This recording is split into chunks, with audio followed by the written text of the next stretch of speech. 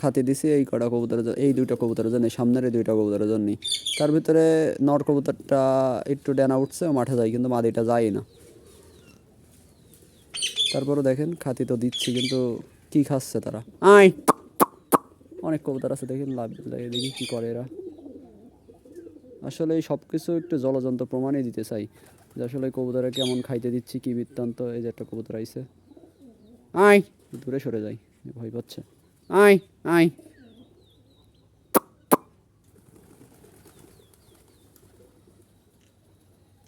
এর থেকে আর কি প্রমাণ দেওয়া যায় বলেন। ও যে গাছের মাথায় চলে গেছে সব। আয় আয় আয় আয় আয় আয় আয় আয় আয় যেখানে যেহেতু একটা কবুতর নামছে, এখানে একটা খাচ্ছে, তাহলে সে ব্যতীত দেখা যায় অনেক কবুতর নামবে না। এটা তো স্বাভাবিক, সিম্পল।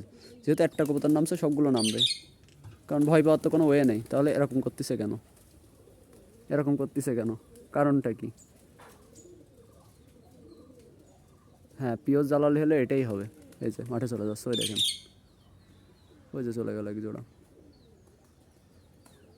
ওই যে যাচ্ছে, চলে গেছে। যাই হোক, এইভাবে এরকম যে খাইতে দিলেও পসিবল না। আর কিছুদিন পরে আবার নামবে কিছু কবুতর, কারণ হলো তখন কোথাও কোথাও যায় কিছু পাবে না, তখন আবার নামবে।